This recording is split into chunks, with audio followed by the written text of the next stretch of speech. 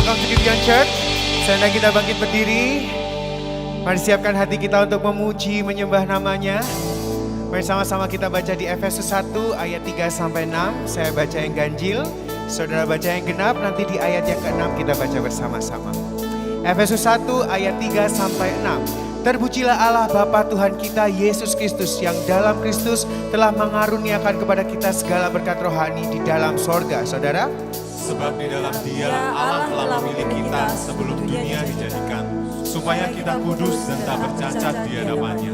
Dalam kasih Ia telah menentukan kita dari semula oleh Yesus Kristus untuk menjadi anak-anak-Nya sesuai dengan kerelaan kehendak-Nya bersama, supaya terpujilah kasih karunia-Nya yang mulia yang dikaruniakannya kepada kita di dalam Dia yang dikasihinya. Berikan tepuk tangan untuk Tuhan kita. Mari sama-sama kita puji Allah Bapa, Allah Putra, Allah Roh Kudus yang sangat mengasihi kita. Kita berikan pujian kepada mereka. Hormat bagi Allah Bapa, hormat bagi anaknya, hormat bagi Roh penghibur ketiganya yang esa.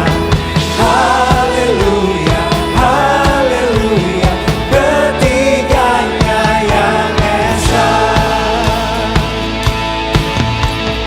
Hormat bagi Kristus Tuhan dalam jadi manusia, hormat bagi Raja Gereja Juru Selamat dunia. Haleluya, haleluya, Juru Selamat dunia. Serukan Immanuel.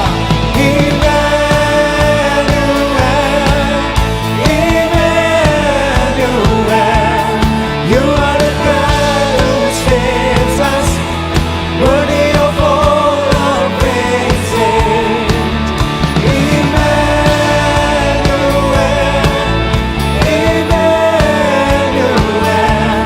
come have your way among us.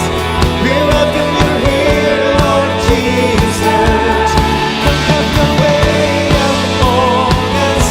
We welcome you here, Lord Jesus. Lebih lagi angkat suara kita, katakan Raja mulia, Raja segala raja, hormat puji siang malam di hadapan tahta. serukan.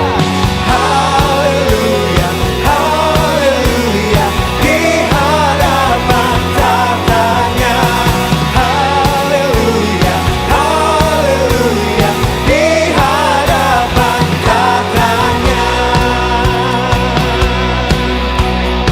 Angkat suara kita, katakan Oh Lord my God, when I in awesome wonder consider all the world thy hands have made, I see the stars, I hear the rolling thunder that part throughout the universe display. Come on everyone.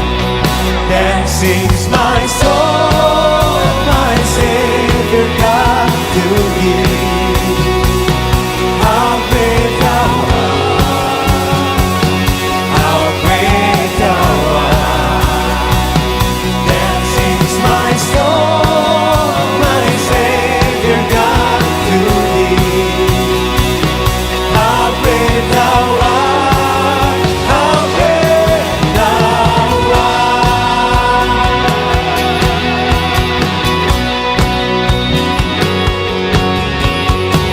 Mari sama-sama kita bersyukur atas pengorbanan Kristus bagi kita.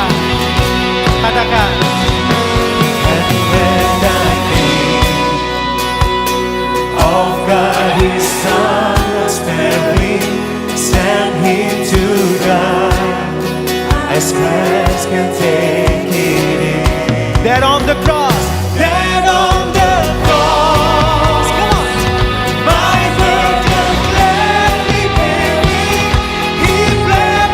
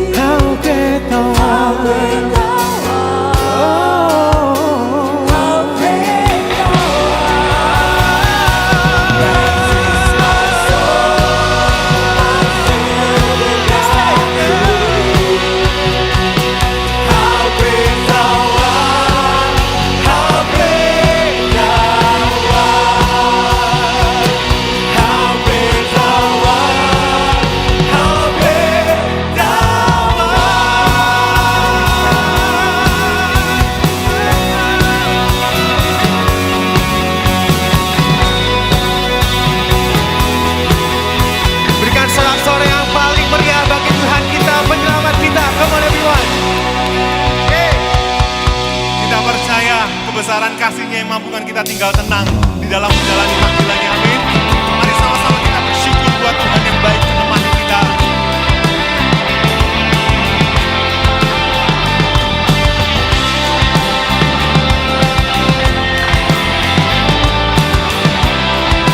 Mari sama-sama jemaat Tuhan katakan, tenanglah di hatiku, Tuhan memimpin langkahku di setiap saat dan kerja tetap ku rasa.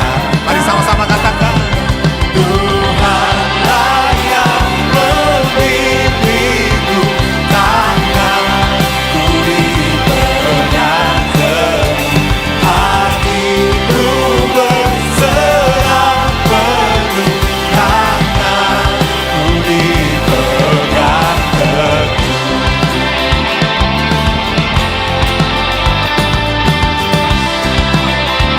Mari katakan, tak ku sesalkan hidupku, tak ku sesalkan hidupku, dan juga masa depanku, sebab Engkau tetap dekat tanganku kau. Mari semua lambaikan tanganku, katakan, Tuhanlah yang memimpinku, tanganku dipegang teguh, hatiku berserah penuh, tanganku dipegang. Katakan, Tuhanlah, Tuhanlah yang memimpinku, tanganku dipegang teguh, hatiku berserah penuh, tanganku dipegang. Mari sama-sama kita mau menyatakan ini. Katakan, tenanglah jiwaku, tenanglah, tenanglah jiwaku.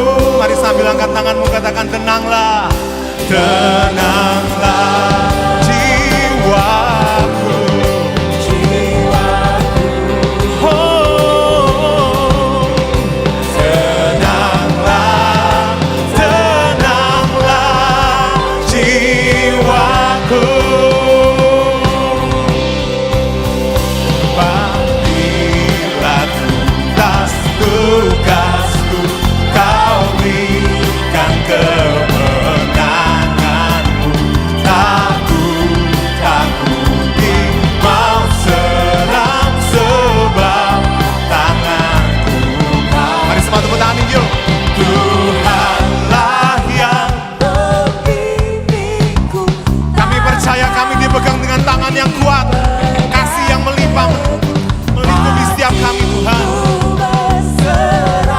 Katakan, tanganku dipegang teguh, Tuhanlah yang memimpinku, tanganku dipegang teguh, hatiku berserah penuh, tanganku dipegang. Katakan, tanganku, tanganku dipegang. Sekali lagi katakan, tanganku dipegang teguh.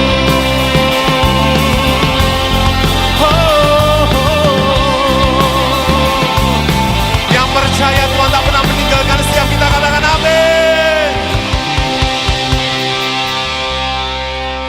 Shalom saudara, welcome to Gibeon Church. Di sini bukan tempat untuk orang sempurna, tetapi kita telah disempurnakan oleh kuasa Injil dan kasih karunia Kristus. Hari ini kita masuki perenungan katekismus week yang ke-47. Saya akan membacakan pertanyaannya dan kita bersama-sama akan membaca jawaban dan ayat Alkitabnya. Bagaimana kita menghargai hidup pernikahan dan hidup melajang sebagai karunia Allah, saudara? Pernikahan adalah anugerah dari Allah yang menunjuk pada hubungan Kristus dengan gerejanya. Adapun hidup melajang adalah anugerah dari Allah yang memungkinkan seseorang untuk mengabdikan hidupnya bagi kerajaan Allah, sambil menantikan pernikahan yang sejati antara Kristus dengan gerejanya. Kita akan baca dari 1 Korintus 7 ayat yang ke-17 dan 27.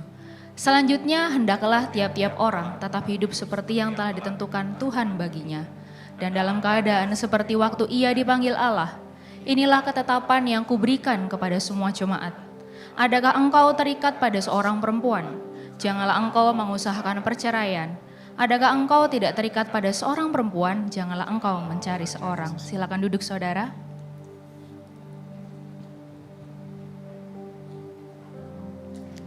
Saudara, bayangkan saudara berdiri di sebuah persimpangan jalan. Di sebelah kiri ada jalan menikah, dan di sebelah kanan ada jalan melajang. Di jalan menikah tertulis, kamu tidak akan kesepian lagi, hidupmu akan utuh dan juga sempurna. Sementara di jalan melajang tertulis, ini adalah jalan kebebasan, kamu bisa hidup tanpa terikat pada orang lain. Sekilas terlihat berbeda ya saudara ya, tetapi sebenarnya kedua jalan itu menyampaikan pesan yang sama, yaitu kita berpusat pada diri kita sendiri. Budaya kita atau pandangan dunia kadang memberikan gambaran yang salah tentang tujuan pernikahan ataupun melajang. Terkadang masyarakat menganggap menikah itu lebih baik, karena tujuannya adalah terhindar dari kesepian dan hidup menjadi bahagia. Sementara di sisi yang lain, ada juga yang berpikir kalau hidup melajang jauh lebih baik lagi, karena terbebas dari tanggung jawab terhadap orang lain. Tapi pada akhirnya, dalam keberdosaan sebagai manusia, semua tertuju pada poin yang sama, yaitu hanya pemenuhan untuk ego kita saja. Alkitab memiliki perspektif yang berbeda, saudara, tentang pernikahan maupun melajang. Pernikahan seharusnya mencerminkan hubungan antara Kristus dengan gerejanya. Alkitab juga mengatakan bahwa hidup melajang memungkinkan seseorang untuk fokus pada hal-hal yang berkenan kepada Allah dan membangun relasi yang lebih intim dengannya. Dengan kata lain, baik hidup melajang maupun menikah, karena yang terpenting adalah berpusat kepada Allah dan membangun persatuan dengan Allah Tritunggal. Perlu kita sadari bahwa status pernikahan bukanlah identitas utama kita, saudara. Bukan sebagai suami, sebagai istri, ataupun lajang. Karena dalam perspektif kekekalan, kita adalah warga surgawi. Nantinya tidak akan ada pernikahan antara laki-laki dan juga perempuan. Karena Kristuslah yang akan menjadi mempelai kita yang sesungguhnya. Maka bagi kita yang saat ini sudah menikah, panggilan kita adalah menjalani kehidupan pernikahan kita sesuai dengan dasar firman Tuhan yang mencerminkan hubungan antara Kristus dan juga gerejanya, dan juga memperagakan Injil pada dunia.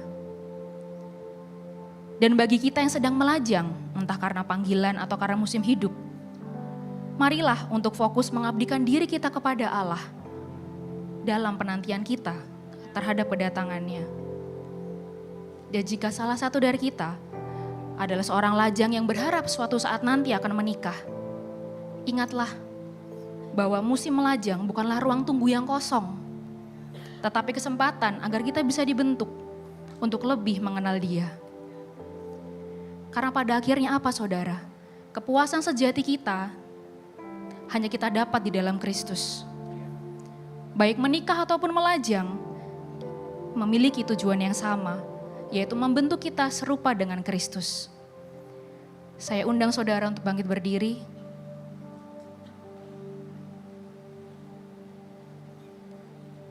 Saudara, mari saat ini kita datang dalam doa pertobatan kita. Mungkin ketika kita mengalami atau menjalani musim hidup kita saat ini, kita memaknainya dengan keliru. Kita tidak menjalaninya dengan benar. Saya persilahkan kita semua masuk dalam doa pertobatan secara pribadi.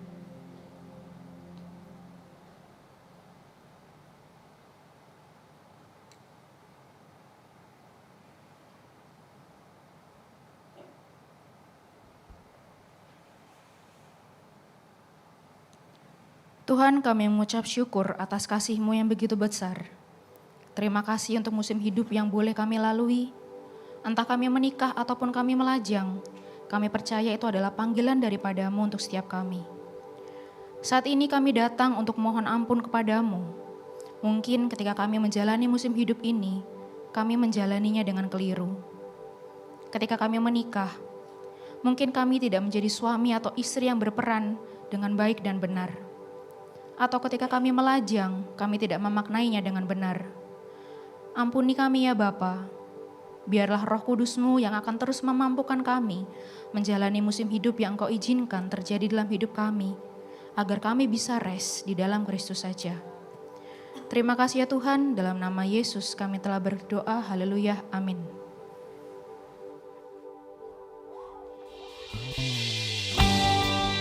Kami sadar ya Tuhan, Engkau yang memanggil setiap kami, Engkau juga yang menemani kami sampai akhir hidup ini Tuhan. Engkau juga yang memampukan kami menjalani panggilan ini ya Bapa. Kami bisa tinggal tenang di dalam panggilan-Mu Tuhan.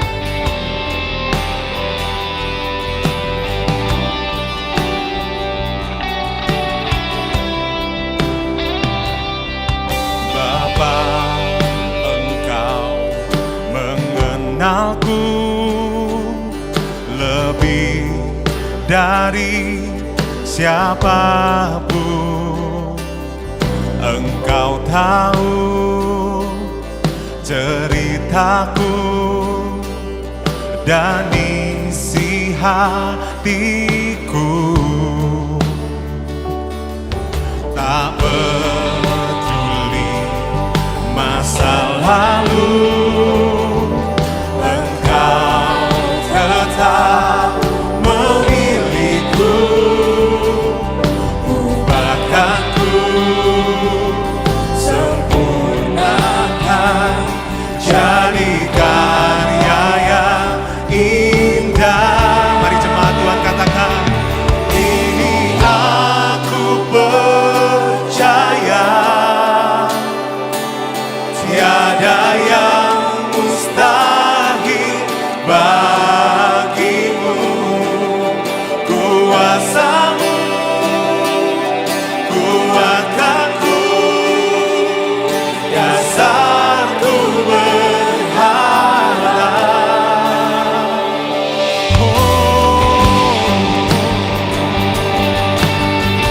Engkau Bapa yang mengenal setiap kami, Bapa yang mengasihi kami dan menuntun kami ya Tuhan. Mari sama-sama jemaat Tuhan.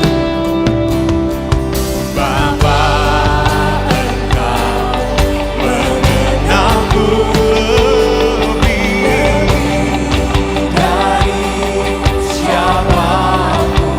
Engkau yang lebih tahu ya Tuhan. Engkau tak pernah salah memilih setiap kami ya Tuhan. Dan isi hatiku tak peduli masa lalu. Makasih Bapa, Engkau yang mengubahkan kami Tuhan. Ubahkanku, sempurnakan, jadi karya yang indah. Kini aku percaya, tiada yang mustahil bagimu. Kuasa-Mu kuatkanku, dasarku berharap. Katakan, kami mau berserah.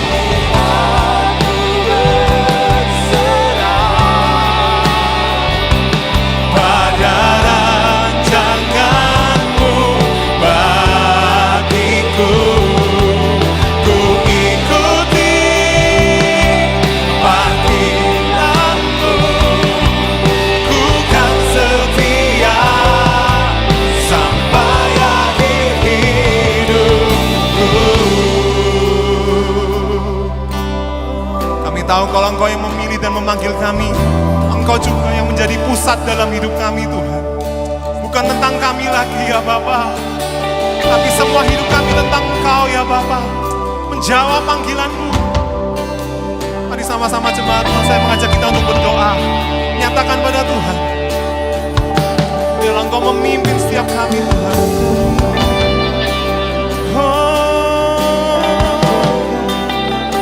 Kami percaya,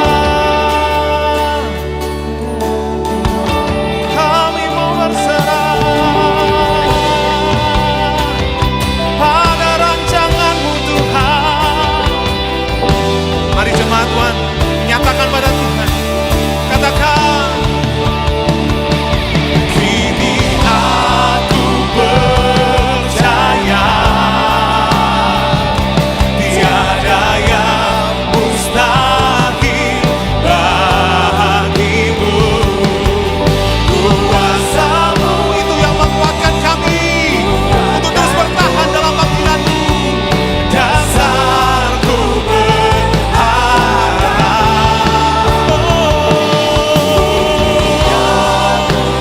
kami mau berserah pada rancangan-Mu bagiku.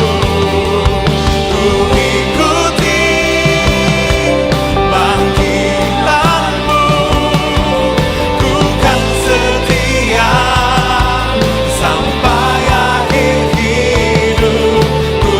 Katakan, ku ikuti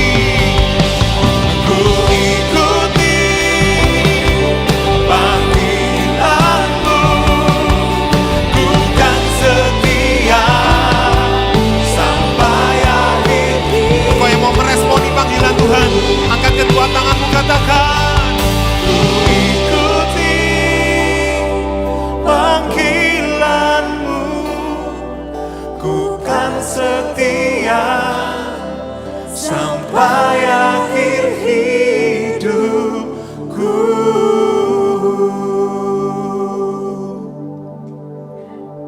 Terima kasih Tuhan. Terima kasih Bapa. Engkau yang memampukan kami menjalani panggilan hidup kami Tuhan. Apapun musim hidup yang harus kami jalani hari ini Tuhan, kami tahu itu untuk kebaikan kami, mengubahkan kami. Dan kami tahu semua untuk kemuliaan nama-Mu saja Bapa. Terpujilah nama-Mu. Tiada usaha manusia, warisan pun fana,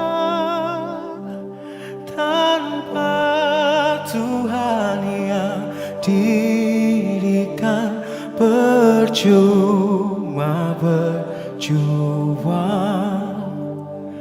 Bagi kau yang mengandalkan kekuatan manusia, hanya embun sementara, semua bagi Dia. Katakan, kemuliaan Kristus Raja, semua bagi Dia. Tahtanya untuk selamanya, semua bagi Dia. Biarlah hidup setiap kita sesuai dengan apa yang telah Kristus rancangkan bagi kita. Katakan, kehendaknya, kerajaannya di bumi, di surga. Dialah sang roti hidup, puji Allah. dialah kepuasan kita yang sejati, saudara. Katakan, amin. Memuaskan dahaga yang kekal. Terimalah kasih setianya, semua dari Dia.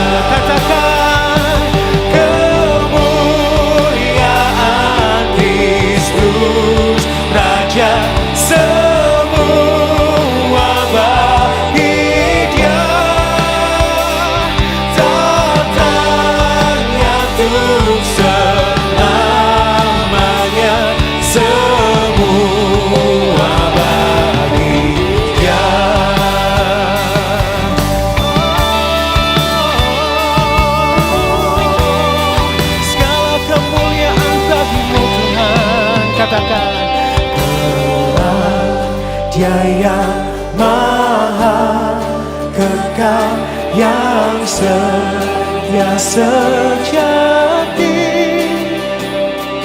domba pengorbanan dosa, jadikan semua Dia Allah yang ada di dalam kita. Katakan amin. Dialah terang yang abadi. Come on. Dengan iman kita katakan kita adalah miliknya. kita adalah miliknya, semua baginya. Katakan kemuliaan Kristus Raja, semua bagi Dia, tahtanya untuk selamanya, semua bagi all glory be to Christ. all glory be to Christ our King. All glory be to Christ.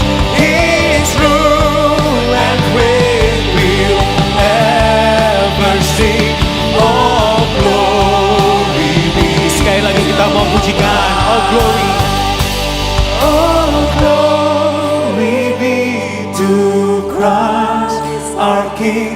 All glory be to Christ. His rule and reign will ever sing. All glory be to Christ.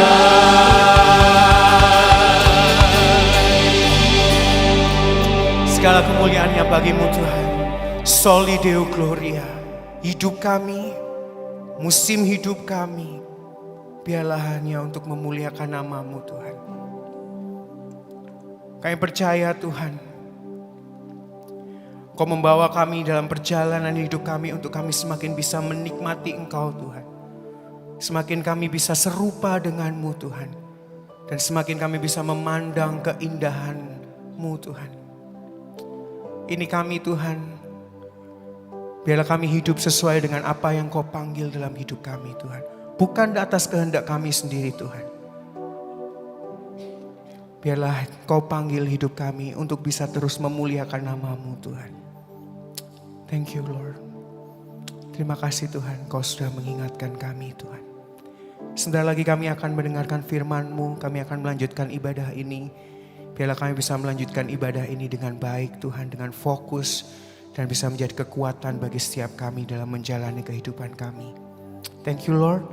Dalam nama Tuhan Yesus kami sudah berdoa. Amin. Silakan duduk saudara. Tiba saatnya kita diberi kesempatan untuk memberikan persembahan. Anda dapat memberi dengan cara transfer ke nomor rekening gereja yang kami cantumkan atau dengan scan QR Code yang ada di kartu informasi Ways to Give di kursi Anda masing-masing saat Anda datang. Juga bisa melalui mesin EDC yang kami sediakan di Giving Booth. Kami juga menyediakan amplop yang dapat Anda pakai untuk memberi secara tunai, lalu dapat Anda masukkan ke dalam kotak persembahan yang tersedia di pintu keluar saat Anda pulang nanti. Kita memberi bukan supaya diberkati, tetapi kita memberi karena kita sudah diberkati. Sebelum memberi, mari sama-sama kita berdoa. Bapa kami yang baik dan penuh kasih, terima kasih untuk segala berkat dan anugerah telah kami terima dalam kehidupan kami. Jika saat ini kami diberikan kesempatan untuk dapat memberikan berkat finansial yang telah kami terima, biarlah dari apa yang kami beri dapat dipakai untuk pekerjaan Injil-Mu melalui gereja ini. Kami siap memberi dengan hati yang penuh sukacita. Dalam nama Tuhan Yesus kami sudah berdoa, haleluya, amin. Selamat memberi, Tuhan Yesus memberkati. Hello Church, senang menyambut Anda hari ini. Saya Richard and this is Gibeon Weekly News.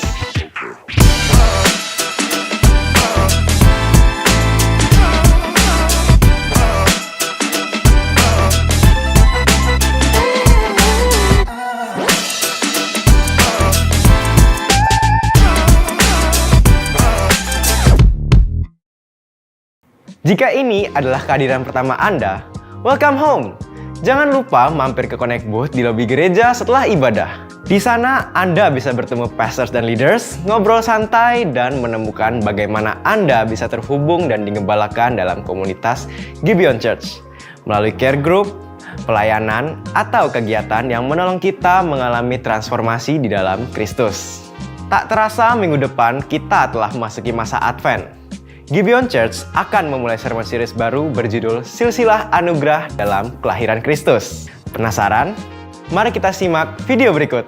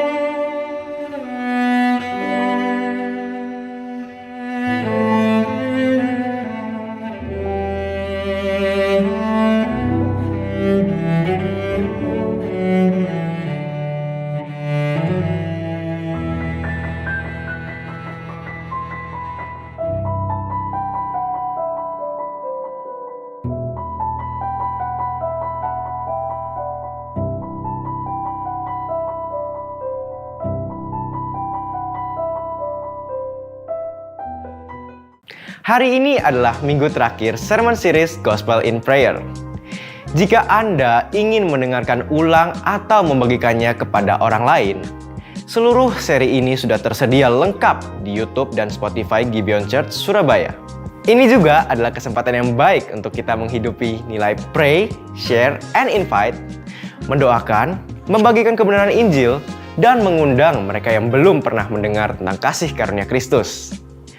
Anda bisa tuliskan nama-nama yang rindu Anda jangkau di kartu Pray, Share, and Invite yang ada di kursi Anda sebagai reminder yang bisa Anda bawa kemana saja. Sekian Gibeon Weekly News minggu ini. Let's dive into God's Word today. Happy Sunday and God bless you. Berikan tepuk tangan saudara untuk pengumumannya luar biasa, amin. Welcome to Gibeon Church. Bagi saudara yang pertama kali hadir bersama dengan kami mengucapkan selamat datang. Thank you for tuning in. Juga bagi teman-teman yang live streaming dan online, kami mempunyai hashtag bukan tempat untuk orang sempurna, tapi kita semua disempurnakan oleh kuasa Injil dan oleh kasih karunia Kristus. Nah saudara, setiap minggu keempat kita selalu membagikan kartu Pray, Share, and Invite. Katakan sama-sama Pray, Share, and Invite. Amin saudara ya. Saya bertemu dengan beberapa orang, salah satunya ibu-ibu yang bilang sama saya, Pak, saya ini kartunya sudah 5 Pak. Jadi artinya dia bawa 15 orang untuk Kristus. Wah luar biasa ya saudara ya. Jadi jangan remehkan doa saudara untuk orang-orang yang ada di sekeliling saudara. Jadi hari ini saya mau mengajak kita semua seperti Yesus mengajar kita berdoa. Kita mau mendoakan orang-orang yang mungkin sedang jauh dari Tuhan, orang yang sedang bergumul, yang ada di sekeliling saudara yang gak kenal Tuhan. Apalagi kalau orang-orang itu sudah Tuhan taruh dalam hati saudara. Kalau saudara belum punya, kita sama-sama berdoa minta sama Tuhan hari ini berikan 3 nama-nama yang bisa saudara doakan. Oke? Kita sama-sama ambil waktu sebelum kita masuk dalam firman Tuhan, kita mendoakan 3 nama ini bersama-sama. Mari sama-sama kita berdoa. Bapa kami yang di surga, hari ini kami mau taat pada panggilan-Mu untuk berdoa bagi orang-orang yang belum bertobat, yang belum mengenal Engkau di sekeliling hidup kami, yang Engkau tempatkan di dalam hati kami. Sekarang Tuhan kami serahkan 3 nama yang Kau taruh dalam hati kami. Saudara silahkan sebutkan nama-nama tersebut, bayangkan wajah-wajah mereka, biarlah Tuhan yang menjamah mereka. Kami berdoa agar Engkau bekerja dalam hidup mereka, tarik mereka untuk mengenal Engkau, memiliki suatu kehausan yang akut di dalam hati mereka akan kebenaran. Tarik mereka untuk mendekat kepadamu. Sentuh hati mereka. Berikan kepada kami untuk keberanian. Untuk mendoakan, sharing your love. Dan mengundang mereka kepada Kristus. Dan mengundang mereka kepada gerejamu. Terutama pada masa-masa Natal ini Tuhan. Jadikan kami alatmu. Pakai hidup kami untuk menunjukkan kasih-Mu. Terima kasih Bapak, di dalam nama Tuhan Yesus kami berdoa dan mengucap syukur. Yang percaya sama-sama katakan amin. Amin. Minggu depan kita akan memulai khotbah berseri kita yang berjudul Silsilah Anugerah di dalam kelahiran Yesus Kristus. Kita akan melihat ada tokoh-tokoh perempuan yang kita akan temukan bahwa ini bukan khotbah tentang perempuan, tetapi justru ini merupakan cermin bagi kita manusia yang rapuh. Di balik cerita perempuan-perempuan ini, justru kita bisa melihat bagaimana Tuhan menenun rencana keselamatan. Bagaimana Kristus lahir melalui sejarah kehidupan yang compang-camping. Artinya Allah tidak malu untuk masuk ke dalam kerapuhan. Sejarah yang rusak, bahkan menjadikan semua yang rapuh dan rusak itu menjadi jalan bagi kedatangan Kristus. Kita akan belajar bersama-sama minggu depan. Jadi kalau saudara ingin mengundang teman-teman saudara, saya undang untuk saudara bisa membawa mereka untuk mendengarkan Injil. Dan hari ini adalah khotbah yang terakhir, yaitu khotbah ke-7 dari From Abraham to Jesus, the Gospel in Prayer. Dan tentu saja sebagai puncaknya kita akan membahas doa Yesus, yaitu doa Bapa kami ya. Kita akan membaca bersama-sama di Matius 6 ayat 5 sampai ayat 15. Kita akan membaca bergantian. Kita akan membaca ayat yang ganjil bersama-sama ya. 1, 2, 3. Dan apabila kamu berdoa, janganlah berdoa seperti orang munafik. Mereka suka mengucapkan doanya dengan berdiri dalam rumah-rumah ibadah dan di tikungan-tikungan jalan raya supaya apa? Mereka dilihat orang. Aku berkata kepadamu, sesungguhnya mereka sudah mendapat upahnya. Tetapi jika engkau berdoa, masuklah ke dalam kamarmu, tutuplah pintu, berdoalah kepada Bapa yang ada di tempat tersembunyi. Maka Bapamu yang melihat yang tersembunyi akan membalasnya kepadamu. Ayat 7, lagi pula, janganlah kamu seperti yang tidak mengenal Allah. Mereka menyangka bahwa karena banyaknya kata-kata doanya akan dikabulkan. Jadi janganlah kamu seperti mereka, karena Bapamu mengetahui apa yang kamu perlukan sebelum kamu minta kepadanya. Ayat 9, karena itu Bapa kami yang di surga, dikuduskanlah. Sama-sama terus ya. Datanglah kerajaanmu, jadilah kehendakmu di bumi seperti di surga. Berikanlah kami pada hari ini makanan kami yang secukupnya. Dan ampunilah kami akan kesalahan kami, seperti kami juga mengampuni orang yang bersalah kepada kami. Dan janganlah membawa kami ke dalam pencobaan, tetapi lepaskanlah kami daripada yang jahat. Karena engkaulah yang mempunyai kerajaan dan kuasa dan kemuliaan sampai selama-lamanya. Amin. Karena jikalau kamu mengampuni kesalahan orang, Bapamu yang di surga akan mengampuni kamu juga. Ayat 15 sama-sama. Tetapi jikalau kamu tidak mengampuni orang, Bapamu juga tidak akan mengampuni kesalahanmu. Beginilah firman Tuhan. Saudara-saudara, saya akan bertanya di awal dari khotbah ini suatu pertanyaan yang tidak perlu saudara angkat tangan untuk menjawabnya, tapi cukup di dalam hati saja. Siapa yang merasa hidup doanya sudah cukup baik dan tidak perlu bertumbuh lagi dalam doa? Saudara nggak perlu angkat tangan daripada mempermalukan diri sendiri, oke saudara ya. Kecuali saudara menjawab dalam hati, saudara angkat tangan, saudara begitu pede dan saudara nggak sadar akan keberdosaan Anda. Tapi biasanya hampir tidak ada tangan yang terangkat kalau saya bertanya begini. Nah, saya akan balik pertanyaannya, mungkin ini akan lebih relate dengan kita. Siapa yang merasa bersalah? Kenapa? Karena kamu jarang doa. Kalaupun doa, kehidupan doamu itu kering. Doa terasa seperti rutinitas. Saya yakin jauh lebih banyak yang angkat tangan. Dan kalaupun tidak diangkat, minimal di dalam hati saudara berkata, iya itu saya. Saudara, di Gibeon kita bersyukur Tuhan membentuk kita menjadi gereja yang gospel center. Kita sering mendengar Injil, kasih Kristus, salib, kasih Bapa di surga. Tapi kejujuran yang sama, setiap kali kita mengaku dosa di hadapan Tuhan, perlu kita bawa ke ranah ini. Banyak kita tahu tentang doa Bapa kami. Tahu bahwa doa itu penting. Tapi kita nggak tahu bagaimana hidup dalam doa secara natural. Bukan sebagai beban rohani. Seringkali kita berpikir doa itu seperti beban. Bahkan kalau saudara berdoa dengan sebuah rasa takut. Kalau nggak berdoa nanti gimana? Ya Tuhan nggak menyertai. Padahal seharusnya doa adalah nafas hidup orang beriman. Dan nafas seorang anak yang berdoa dan punya relasi dengan bapaknya.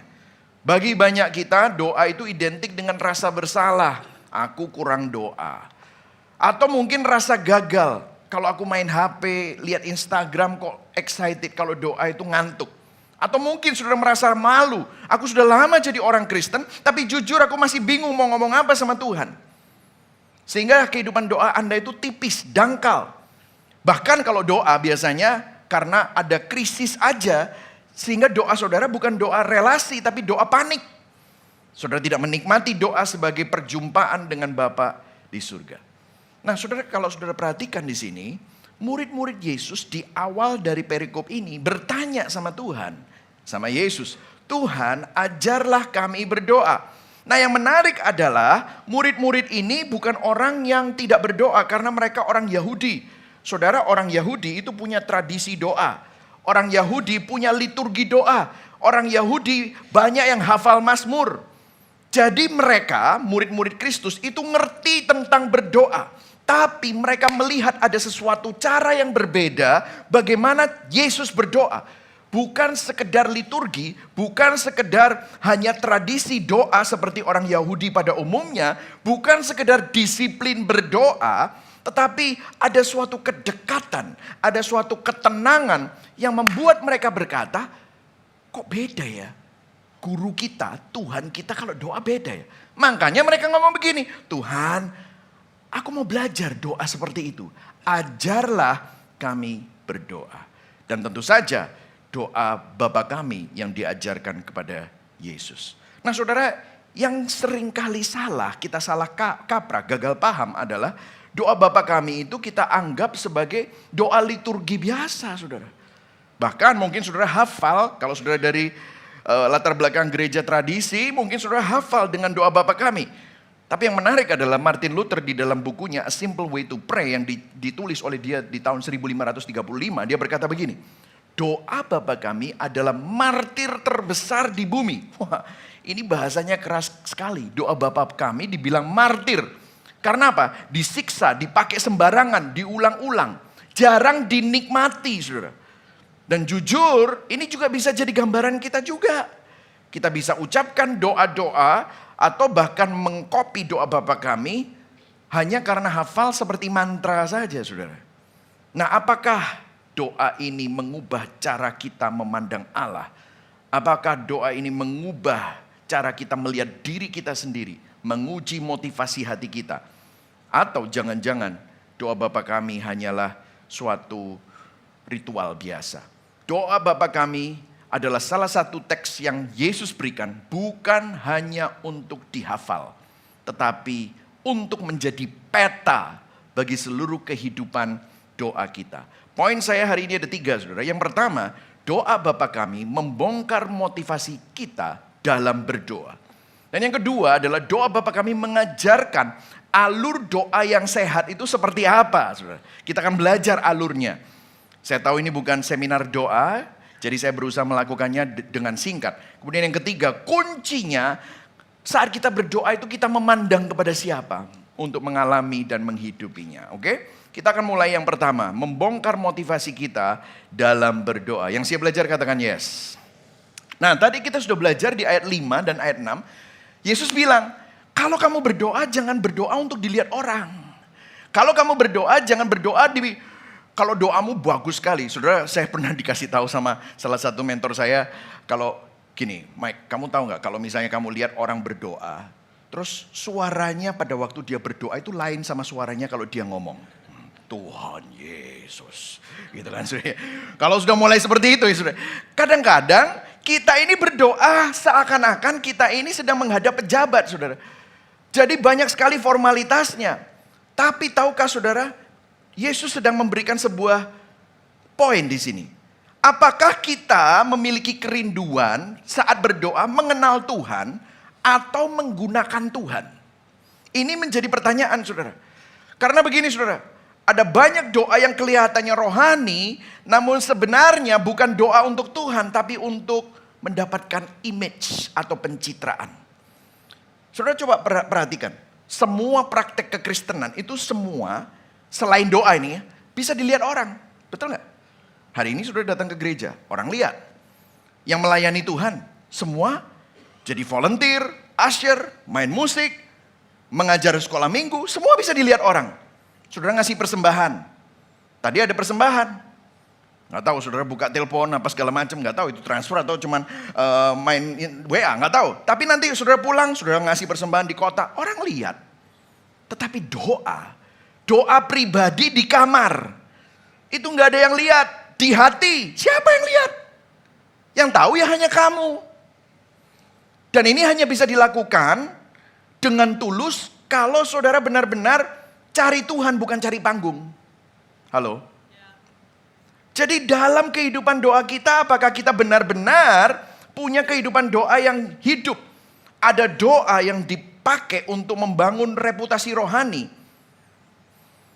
Performa, itu yang dikatakan oleh Yesus. Kalau semua pelayanan, semua jadwal di gereja, semua aktivitas, nggak ada lagi care group misalnya, diambil semua, apakah kita masih punya kehidupan doa pribadi? Kalau jawabannya tidak ada, mungkin selama ini doa kita bukan tentang mengenal Tuhan, tapi membangun identitas rohani hanya di depan orang lain, saudara. Dan lebih dalam lagi ya, doa bisa dipakai untuk menjadi sarana power rohani, mendapatkan image rohani, merasa lebih baik dari orang lain, mendapatkan posisi atau kuasa moral. Yang menarik adalah Friedrich Nietzsche mungkin setuju sama Yesus. Friedrich Nietzsche pernah berkata bahwa agama sering dipakai untuk mendapatkan power. Power apa? Saya lebih baik dari mereka, saya lebih bermoral dari mereka, saya lebih suci dari mereka. Dari situ kita mendapatkan superioritas moral dan rohani. Dan itu bisa dipakai untuk bermegah atau dipakai untuk mengontrol orang lain yang kelihatannya lebih lemah dari Anda. Nah Yesus berkata, kamu bisa rajin ke gereja, kamu bisa rajin pelayanan, tapi kalau doamu kering, gak ada kedalaman, mungkin kita sedang memakai doa sebagai alat, bukan sebagai cara untuk mengenal Allah. Saudara, satu tes yang Yesus berikan yang sangat sederhana tapi tajam adalah suruh masuk kamar. Kunci. Gak ada yang tahu. Terus berdoa. Apakah saudara punya kehidupan doa yang tidak dilihat oleh siapapun? Dan kemudian, apakah saudara menikmati saat-saat itu hanya Tuhan dan saudara, tanpa dilihat orang? Saudara, berhala penerimaan kita itu begitu tinggi, sehingga kadang-kadang kita itu berusaha kelihatan baik, kelihatan rohani, kelihatan cinta Tuhan hanya untuk diterima oleh orang. Kalau saudara tidak mengalami ini, apakah benar-benar saudara mencari Tuhan? Atau mungkin saudara mencari sesuatu yang lain melalui Tuhan. Rasa aman, image, rasa lebih baik dari orang lain, bahkan mungkin panggung rohani. Doa sejati bukan teknik untuk mendapatkan sesuatu dari Tuhan. Kadang-kadang kita doa karena misalnya saudara mau pelayanan, doa. Tapi pelayanannya udah gak doa. Artinya apa? Saudara hanya mau Tuhan menyertai aktivitas saudara. Itu bukan relasi. Saudara hanya akhirnya memanipulasi Tuhan untuk minta memberkati apa yang Anda lakukan. Padahal seharusnya kita perlu mengenal Dia sebagai Bapa kita. Nah, selanjutnya, karena Yesus mengajarkan berikutnya ayat ke-9. Baca sama-sama ya. 1, 2, 3. Karena itu apa? Berdoalah demikian. Apa saudara? Bapa kami yang di surga. Saudara, untuk membongkar motivasi di dalam hati kita, Yesus mengajarkan, kalau mau doa, itu doalah Bapa kami yang di surga. Saudara perhatikan di sini. Murid-murid tidak pernah mendengar konsep ini sama sekali. Karena mereka orang Yahudi yang tidak boleh bahkan menyebut nama Allah itu terlalu keras. Makanya namanya Yahweh. Yahweh itu kayak Yahweh gitu. Jadi betapa agungnya, transendennya Tuhan. Dan tiba-tiba Yesus memperkenalkan sebuah konsep. Kalau kamu berdoa, berdoalah Bapa kami yang di surga. Nah, untuk membongkar motivasi hati kita hari ini, kita mungkin sering mendengar kata Bapa pada waktu kita memanggil Allah, tetapi hati kita belum tentu menganggap Tuhan sebagai Bapa. Halo? Apakah, ini 1B, kita melihat Tuhan sebagai Bapa dan bukan sebagai bos? Kenapa? Sehari-hari kita terbiasa bukan sama Bapa, tapi sama bos. Dan waktu Yesus mengajarkan Bapa di surga, ini bukan sekedar panggilan manis, tetapi ini adalah cara kita mendekat kepada Allah seharusnya seperti Bapa dan anak. Jadi seakan-akan Yesus sedang membandingkan dua jenis hubungan, yaitu yang pertama adalah seakan-akan gini loh, kamu sudah terbiasa datang sama bos, sama pemilik budak, sama orang-orang yang kamu kerja sama orang tersebut. Kalau dengan bos, relasimu ditentukan oleh kinerja. Kalau kamu perform, kamu dipuji, kamu dapat promosi, kamu naik gaji. Tapi kalau kamu gagal, dan gagal terus, kena SP1, SP2, SP3, kamu dipecat. Kalau kamu datang kepada Allah sebagai pegawai, datang kepada bos, doamu akan penuh dengan negosiasi, transaksi, penuh dengan ketakutan, penuh dengan kecurigaan. Tapi kalau kamu datang kepada Tuhan sebagai Bapa yang baik, Bapak yang baik tidak akan pernah pecat anaknya. Yang setuju katakan amin. Ya saudara ya. Dia tetap peduli terhadap tingkah laku dan pertumbuhan iman anaknya. Tapi kalau anaknya gagal, anaknya jatuh, anaknya hidupnya kacau, Bapak tidak akan memecat anaknya. Justru hati Bapak makin tergerak pada anaknya yang sedang tersesat. Mungkin Bapak bisa menegur, bisa mendisiplin, tapi Bapak tidak akan membuang. Dan saudara tahu relasi antara Bapak dan anak kepada manusia berdosa itu berdiri di atas anugerah, bukan karena prestasi rohani kita. Ini menjelaskan kenapa kok Yesus menegur orang yang banyak bertele-tele dalam berdoa. Kenapa? Karena orang-orang yang banyak bertele-tele dalam berdoa itu berpikir kalau aku ngomong yang baik dan indah-indah, Tuhan wajib mendengarkan saya. Itu adalah doa dalam mentalitas bos dan pegawai, bukan bapak sama anak. Amin, saudara. Karena begini, saudara. Bapak itu seberapa hebatnya jabatannya, seberapa tingginya dia, kalau dia seorang diktator sekalipun, seorang yang paling mengerikan dan ditakuti sekalipun, kalau anaknya teriak-teriak sama dia jam 3 pagi minta air, pasti dia bangun dan kasih air. Saudara pernah gak minta sama istrimu jam 3 pagi? Sayang, aku haus, ambilin air. Kira-kira, oke, baik gitu. Ngambil dewe gak duit tangan tah gitu saudara. Aku ngantuk gitu misalnya. Ya, misalnya gitu. Tapi kalau anak saudara, saudara pasti akan bangun. Kenapa? Nangis anaknya. Saudara pasti bangun. Kenapa? Karena saudara bapak yang baik. Nah, tapi saya tahu, mungkin ada beberapa dari saudara sinis dengan perkataan-perkataan begini. Mungkin saudara berkata begini, ada keberatan. Saya punya pengalaman yang buruk dengan papaku. Papaku bukan papa yang baik, papaku adalah papa yang abusif. Papaku mengecewakan, papaku melukai. Gimana aku bisa memanggil Allah sebagai Bapa? Tapi Yesus justru membalik semuanya itu. Ini justru berkata bahwa seakan-akan, kamu kenapa kok marah? Artinya, karena kamu tahu di dalam hati kecilmu bahwa seharusnya ada Bapa yang baik. Dan kalau kamu tidak tahu itu, kamu gak akan kecewa. Kamu akan berkata, ya sudah mungkin papaku seperti itu. Jadi Yesus gak bilang, bayangkan papa seperti papamu. Gak seperti itu, saudara.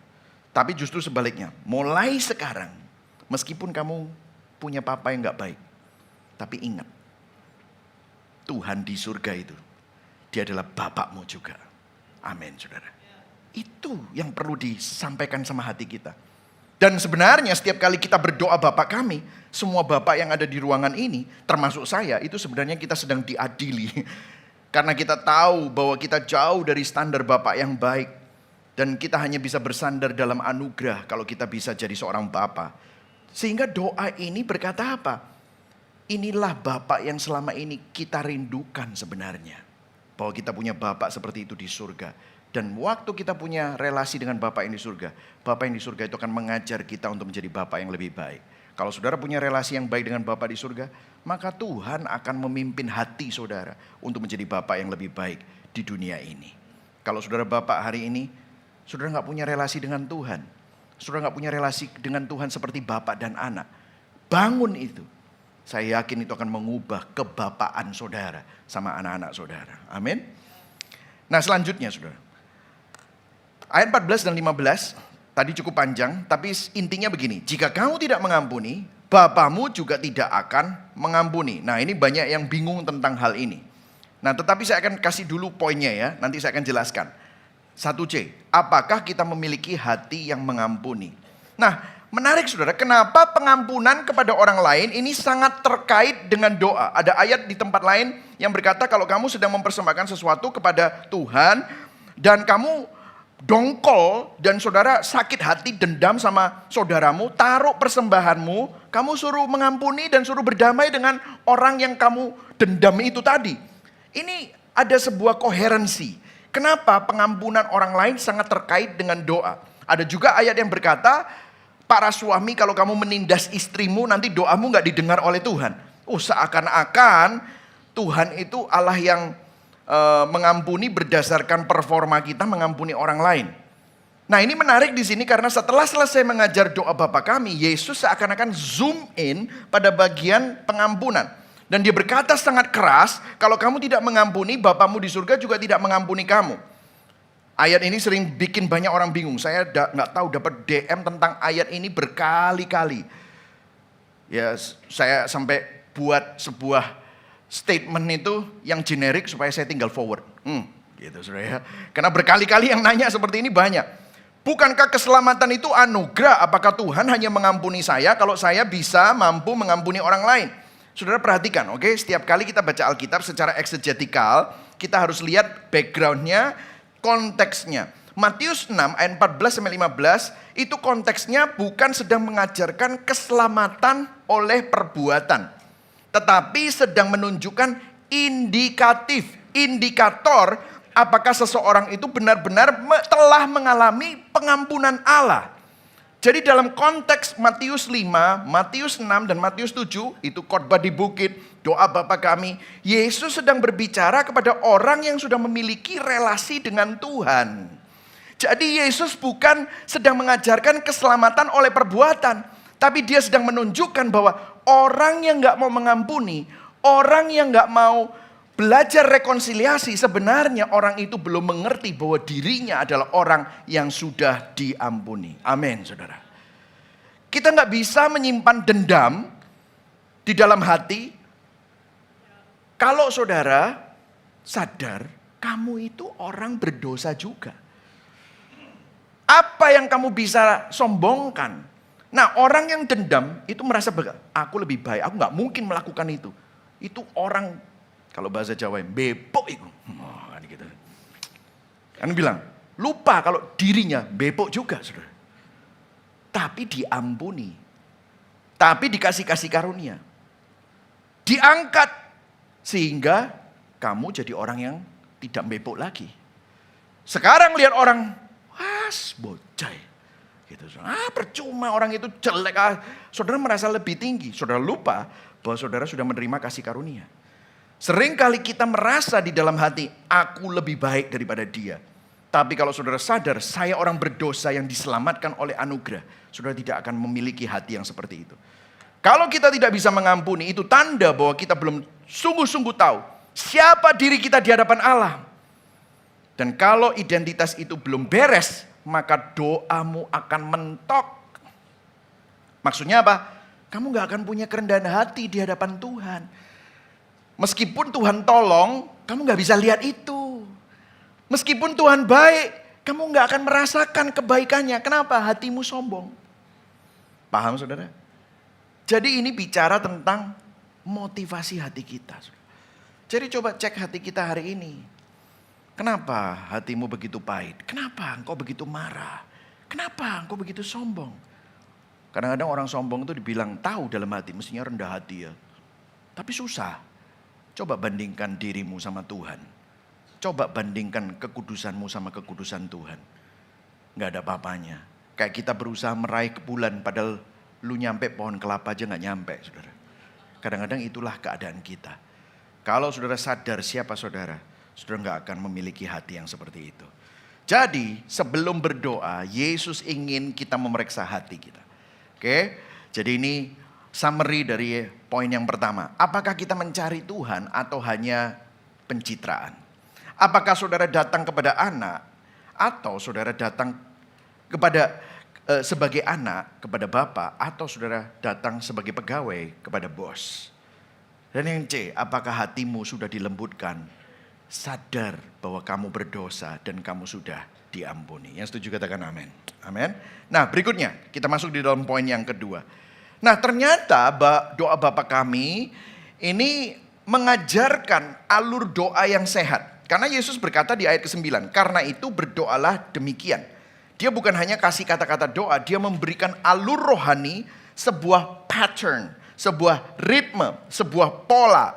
Doa Bapa kami bukan hanya dihafal, tetapi ada pola yang terkandung di dalamnya yang seharusnya menjadi nafas buat semua doa kita. Jadi alurnya seperti apa, Pastor? Alurnya jangan tanya sama saya, baca sama ayatnya, tapi alurnya saya akan tunjukkan kepada saudara, ada 4 saudara ya. Semuanya A, adoring, accepting, asking, adhering. Adoring artinya apa? Dimulai dengan penyembahan. Kemudian accepting dimulai dengan menyerah kepada kehendak Tuhan. Kemudian baru ada asking, meminta permintaan-permintaan kita kepada Tuhan.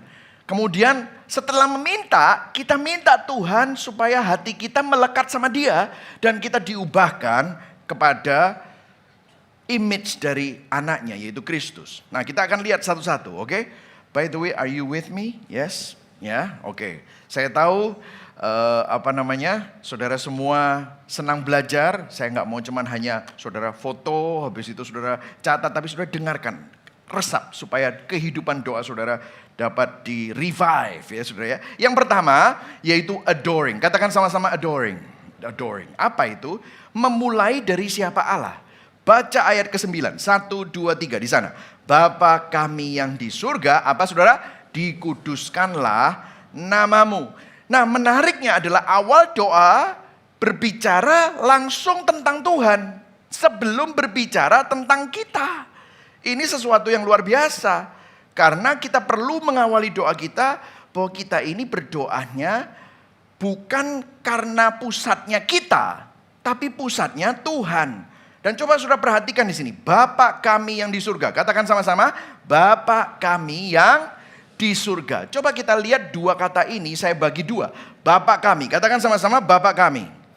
Nah, saudara Bapa kami itu menunjukkan apa? Keintiman, kedekatan. Tetapi puji Tuhan gak cuman Bapa kami terus langsung doa, enggak. Tetapi yang di surga, katakan sama-sama, yang di surga. Nah yang di surga ini menunjukkan keagungan, kemuliaan yang tak terbatas. Nah yang brilian adalah Yesus menggabungkan kedua hal ini. Karena begini, coba hypothetically ya, secara hipotesa, saya hilangkan salah satu. Kalau saudara cuman Bapa kami, intim, dekat, tetapi kehilangan kemuliaan, keagungan, dan kedahsyatan Allah. Bapa kami bisa terkesan lembek, terkesan dekat, tapi bisa jadi antinomian. Saya pernah punya teman satu ya, saya doa, kita mau makan terus doa masing-masing.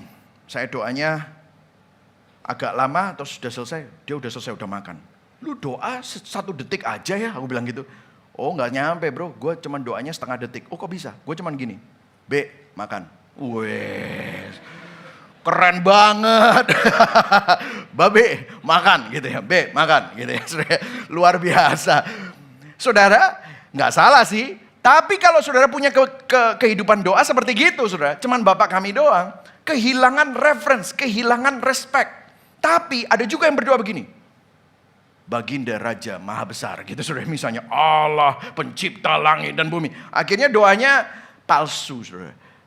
Tapi gini loh, masalahnya adalah kalau kita melihat Tuhan sebagai yang di surga saja, kita merasa jauh, besar sih, mulia sih, berkuasa. Kita akan sulit datang dengan keintiman dan keberanian. Tapi kalau kita hanya melihat Allah sebagai Bapa yang dekat saja, kita akan menganggap dia seperti sekedar Bapa yang baik. Gampang disepelekan, gampang diabaikan. Yesus menggabungkan kedua hal ini, dekat dan intim, tapi kudus dan agung pada saat yang bersamaan. Saudara. Doa akan kering kalau kita punya Allah yang dekat tapi kecil, atau besar tapi jauh. Kita butuh dua-duanya. Allah yang besar tapi dekat. Allah yang kudus tapi penuh dengan kasih. Amin saudara. Itulah Allah kita. Saat kita datang dalam doa, kita perlu merenungkan dan berdiam dan merenungkan kebenaran-kebenaran ini. Sampai hati kita berkata, wow, ini pribadi. Yesus bilang, panggil pribadi ini Bapa. Saudara, ini sangat besar. Ini merupakan kabar baik. Kemudian yang kedua dilakukan apa? Accepting. Katakan sama-sama, accepting. Lihat ayat 10, baca sama-sama ayat 10. 1, 2, 3. Datanglah kerajaanmu, apa saudara? Jadilah kehendakmu di bumi seperti di surga. Jadi Yesus mengatakan dan mengajarkan sebelum berkata, berikanlah pada kami makanan hari ini. Tolong kami Tuhan. Sebelum ngomong itu, ngomonglah jadilah kehendakmu. Kenapa? Menginformasikan pada dirimu, bukan kamu yang jadi Tuhan. Jangan memaksa Tuhan untuk memberkati kehendakmu, tetapi minta sama Tuhan biar kehendakmu Tuhan yang terjadi. Saudara, seakan-akan begini, Tuhan ini keinginanku, ini kebutuhanku, tolong tanda tangan. Kalau misalnya saudara langsung minta permintaan tanpa jadilah kehendakmu. Saudara seharusnya bisa berkata, Tuhan aku tahu aku banyak kebutuhan, aku punya pergumulan, aku ingin minta sesuatu padamu. Tapi aku tahu Engkau adalah Tuhanku. Engkau adalah Tuhan yang in control of my life. Kalau Engkau berkata tidak, kalau Engkau berkata belum, aku tahu Engkau tetap Bapa yang baik. Aku tetap percaya sama kebaikan. Amin saudara. Yesus sedang mengundang kita untuk meletakkan kehendak kita di bawah kehendak Allah. Bukan memaksa kehendak kita di atas kehendak Tuhan. Tetapi justru sebaliknya. Saudara saya kasih contoh ya. Kadang-kadang kita itu seperti anak umur 4 tahun. Yang merengek-rengek sama papanya yang umur 40 tahun. Kadang-kadang anak 4 tahun, sudah lihat ya anak 4 tahun itu ya. Gak ngerti apa yang bahaya, apa yang baik buat dia. Anak ayah umur 40 tahun bisa melarang sesuatu yang anak 4 tahun itu gak ngerti. Of course, kenapa? Cara pandangnya jauh lebih luas. Anak 4 tahun gak nyandak saudara. Kalau dijelaskan apa yang menjadi alasan kenapa dia tidak boleh makan es krim jam 9 malam saudara. Gak ngerti. Tapi papanya tahu. Kalau saudara berkata, kenapa Tuhan tidak jawab seperti yang aku mau? Kenapa Tuhan tidak menolong aku? Kenapa Tuhan seakan-akan lambat? Kenapa Tuhan tidak sembuhkan aku, tidak buka jalan, tidak pulihkan sekarang? Saudara kadang-kadang kita ini seperti anak 4 tahun di dalam diri kita yang merasa lebih mengerti dari bapaknya. Saya nggak bilang saudara nggak bisa mengeluh sama bapak. Karena di khotbah-khotbah sebelumnya, kita diajar untuk mengeluh kepada Bapa. Tetapi setelah mengeluh, coba renungkan. Kita perlu sadar bahwa kebijaksanaan Allah jauh lebih tinggi daripada kebijaksanaan kita. Yang setuju katakan amin.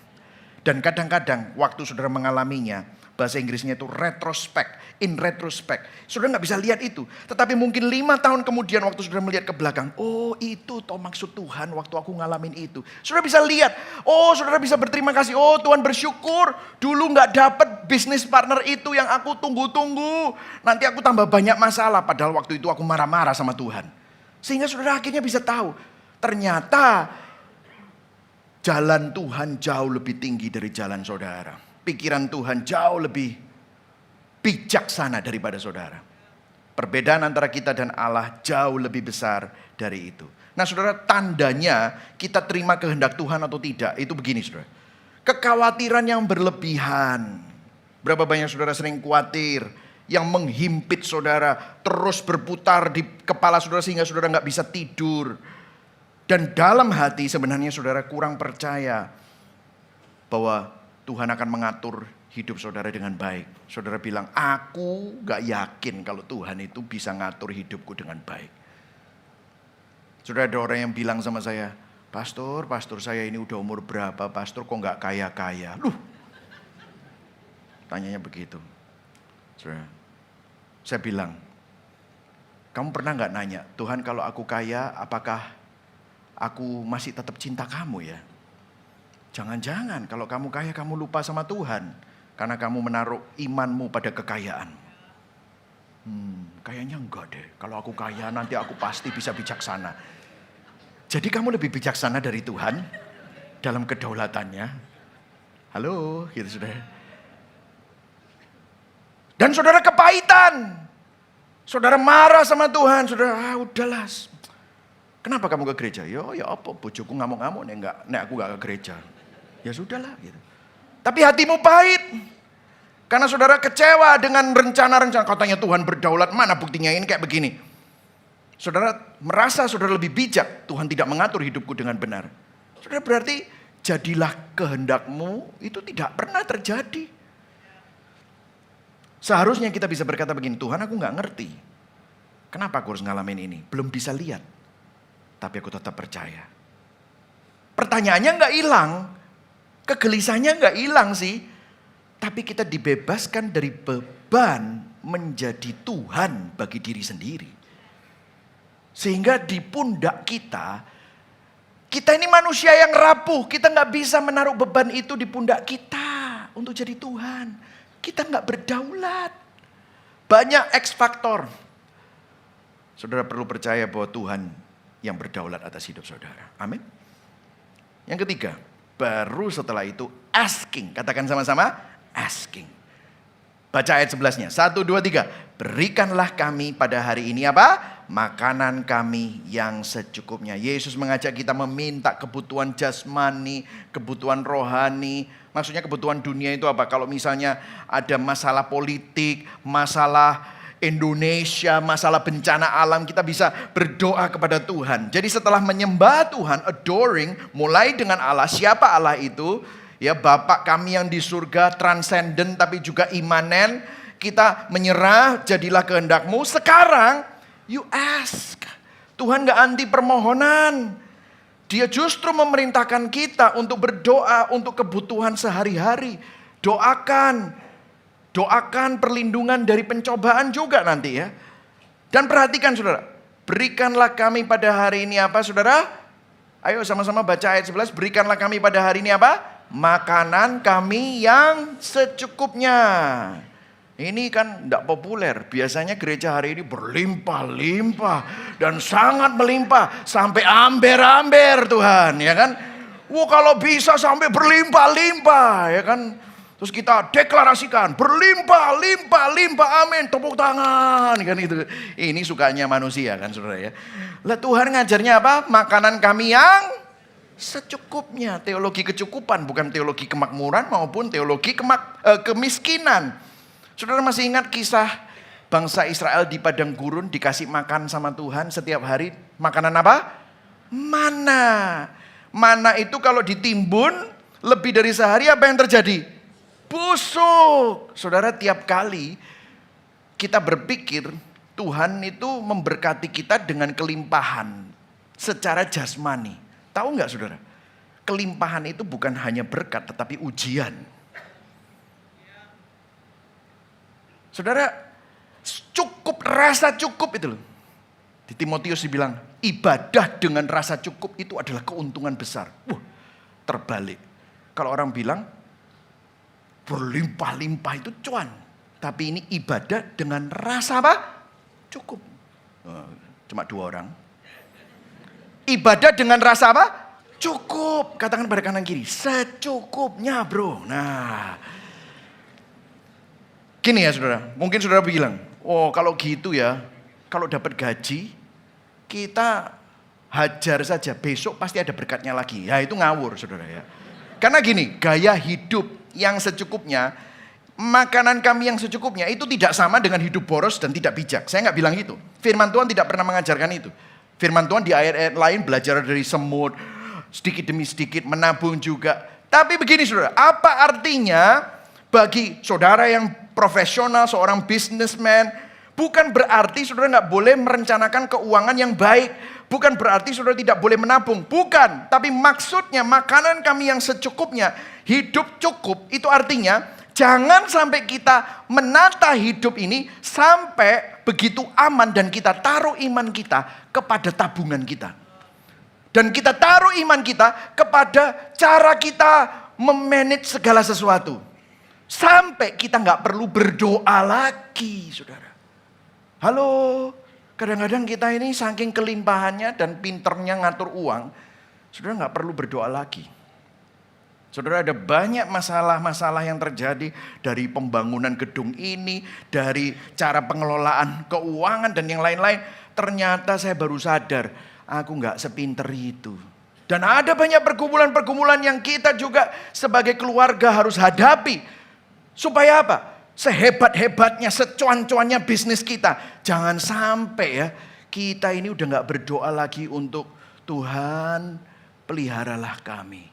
Tuhan, hidup kami ada di tangan-Mu. Kenapa? Saking sombongnya kita. Kita punya segalanya. Saudara, coba cek hati kita. Apakah saudara beriman sama kepintaran-Mu untuk mengatur keuangan-Mu dan security-Mu? Ataukah saudara masih beriman sama Tuhan? Seharusnya orang Kristen begitu bergantung sama Tuhan. Sehingga kalau saudara punya berkat, saudara begitu murah hati, siap untuk memberi, menolong, memberkati. Sehingga saudara bisa berkata kepada Tuhan, Tuhan aku perlu menolong dia. Aku perlu memberi misi di sana. Aku perlu menolong gereja itu. Aku perlu menolong yayasan itu. Tolong penuhi kebutuhan kami. Aku bergantung kepadamu, bukan beriman sama hartaku, tabunganku. Amin saudara? Gak ada yang amin. Doa yang sehat bukan hanya Tuhan tambah. No. Melainkan apa? Aku mau jadi saluran berkat Tuhan. Karena itu aku bergantung kepadamu supaya cukup setiap hari. Cara Tuhan mencukupi kita. Amin saudara? Dan yang terakhir, yang dua. Oh belum, masih ada. Oh ya yang terakhir, benar. Maaf, ini D. Adhering. Bukan hanya beri aku, tetapi apa? Bentuklah aku. Ayat 12-nya ada dua aspek di sini. Ampunilah kami. Kemudian janganlah membawa kami ke dalam apa saudara? Pencobaan. Tetapi apa? Baca sama-sama. Lepaskanlah kami daripada yang jahat. Jadi Yesus mengajarkan kita berdoa untuk minta Tuhan terus mengubah kita. Bukan hanya memenuhi kebutuhan jasmani kita. Jadi doa bukan hanya untuk mendapatkan hal baru dari Tuhan. Tetapi menjadi manusia baru saudara. Ini adalah bagian terakhir dari doa Bapa kami. Fokusnya bukan lagi pada makanan, kebutuhan lahiriah. Tetapi perubahan hidup. Ada dua aspek di sini. Yang pertama adalah pengampunan. Nah kita akan bahas secara cepat ya. Dua aspek ini. Yang pertama pengampunan adalah begini saudara. Saudara hidup sebagai orang yang diampuni. Artinya begini, saudara sadar. Saudara nggak bisa sombong. Apa yang saudara mau sombongkan? Karena begini, orang yang diampuni itu punya dua tension. Yang pertama adalah direndahkan oleh Injil. Kenapa? Saudara sadar, aku begitu berdosa sehingga Yesus Allah pribadi, Allah kedua harus mati bagiku. Sehingga saudara nggak punya kesombongan untuk meninggikan diri. Saudara nggak punya dasar untuk meremehkan orang lain. Karena saudara tahu, saudara juga sama bobroknya dengan orang lain. Saudara tidak merasa superior secara rohani. Karena saudara tahu, kalau saudara bisa berkata Yesus adalah Tuhan itu semata-mata karena anugerah pertolongan Roh Kudus. Saudara direndahkan oleh Injil, tapi pada saat yang sama saudara juga ditinggikan oleh Injil. Jadi untuk orang sombong, Injil merendahkan saudara. Untuk orang minder, Injil meninggikan saudara. Karena saudara sadar, saudara begitu dikasihi sampai Yesus itu rela mati buat saudara. Sehingga saudara gak rendah diri, saudara gak membenci diri, saudara gak menghukum diri dengan tuduhan serta rasa bersalah. Orang yang hidup sebagai orang yang diampuni akan berhenti hidup dalam dua ekstrim. Dia nggak akan rendah diri, tetapi dia juga tidak akan meninggikan diri. Doa ini, ampuni kami Tuhan. Confession of sin itu mengkalibrasi hati kita untuk tetap rendah hati, tapi penuh sukacita. Merasa hina di hadapan Tuhan, tetapi juga merasa berharga di hadapan Tuhan karena sangat dikasihi di dalam Kristus. Amin, saudara. Berikutnya adalah pencobaan. Kenapa kok ada doa? Baca sama-sama ayat 13-nya. 1, 2, 3. Janganlah membawa kami ke dalam apa? Pencobaan, tetapi lepaskanlah kami daripada yang jahat. Ini bukan doa supaya hidupmu nggak ada masalah. Enggak. Ini doa supaya saudara dan saya tidak dihancurkan, tidak dikalahkan oleh ujian dan pencobaan. Saudara tidak putus asa, saudara tidak kecewa terhadap pahitnya hidup. Seluruh Alkitab mengajarkan bahwa Tuhan mengizinkan ujian, Tuhan mengizinkan pergumulan dan penderitaan. Bukan untuk menyiksa kita, tetapi untuk membentuk kita. Tuhan memakai itu semua untuk membentuk kita semakin serupa di dalam Kristus. Ketika doa ini mulai menjadi nafas hidup kita, kita nggak jadi orang yang kaget. Loh, kok ini terjadi? Enggak. Dan sudah nggak marah pada saat pergumulan datang. You can embrace it. Di balik semua ini, aku tahu ada kebaikan yang belum bisa aku lihat. Tapi rencana Tuhan selalu baik. Yang setuju katakan amin. Allah turut bekerja dalam segala sesuatu untuk mendatangkan apa? Kebaikan. Jadi percayalah. Kemudian kalau doa ini menjadi nafas hidup kita, kita tidak akan menjadi orang yang meninggalkan Tuhan. Ketika hal yang menyakitkan atau pergumulan itu datang, saudara akan tetap bisa bertahan. Waktu sudah berdoa seperti ini, seakan-akan sudah berkata begini, Tuhan, dalam setiap pencobaan, jangan biarkan aku sendirian. Kadang-kadang kita berpikir kita sendirian. Enggak, Tuhan pegang tanganku, aku tahu. Biarlah aku belajar terus dengan iman berpegang padamu. Kalaupun aku goyah Tuhan, tarik aku untuk kembali. Amin, saudara. Yang terakhir, kunci untuk mengalami dan menghidupinya. Saudara, ada sesuatu hal yang menarik dalam iman kekristenan. Inilah yang membuat kekristenan itu unik. Karena gak ada agama yang mengajarkan Tuhan berdoa. Coba cek. Ada agama yang mengajarkan Tuhan berdoa. Semua berkata berdoalah kepada Tuhan. Memang. Tapi kekristenan berkata Allah juga berdoa. Kita punya Tuhan yang berinkarnasi menjadi manusia. Dan dia selalu berdoa. Dalam pelayanannya dia gak pelayanan terus. Dia menyendiri dan berdoa. Pada waktu dia bersama dengan murid-muridnya dia berdoa. Tapi dia juga punya doa pribadi. Nah saudara tahu. Kita tadi diminta untuk berdoa apa? Jadilah kehendakmu. Datanglah kerajaanmu. Jadilah kehendakmu di mana? Di bumi seperti di surga. Itu yang Yesus ajarin. Saudara tahu puncaknya, Yesus bukan cuma ngajarin. Tapi di Taman Getsemani di Matius 26 ayat 39, Yesus menghidupi apa yang diajarkan. Karena pada waktu itu dia sedang menghadapi pergumulan pribadi. Dia berkeringat darah. Dia berkata, hatiku begitu sedih. Mau mati rasanya. Karena dia membayangkan apa yang akan terjadi dalam beberapa jam kemudian. Makanya dia berlutut, dia berdoa, dia minta teman-temannya untuk berdoa bagi dia. Semuanya tidur. Dia berdoa sendirian. Ya Bapakku, jikalau sekiranya mungkin, biarlah cawan ini lalu daripadaku. Tapi lihat, janganlah seperti yang ku kehendaki, melainkan seperti yang engkau kehendaki. Allah berdoa bukan hanya untuk menjadi teladan bagi kita, tapi doa dia adalah kekuatan bagi kita. Allah itu menjadi manusia. Dia selalu berdoa dan di Taman Getsemani sebelum salib, Yesus sedang mempraktekkan doa Bapa kami dengan cara yang paling radikal. Karena kalau doa ini dikabulkan oleh Tuhan, saudara dan saya nggak selamat. Tetapi waktu dia berkata, janganlah seperti yang ku kehendaki. Karena pada waktu itu dia hampir gak bisa, gak mampu. Karena dia ketakutan. Melainkan seperti yang engkau kehendaki. Ketika kehendak Bapa itu berarti meminum cawan murka Allah. Menanggung dosa dunia di kayu salib. Doa Bapa kami bukan sekedar teori yang Yesus ajarkan. Tetapi merupakan doa yang dia jalani sampai mati. Kalau saudara hari ini bertanya, di tengah semua pergumulanmu, di tengah semua tantanganmu, saudara sedang mengalami sakit penyakit, konflik, tekanan hidup.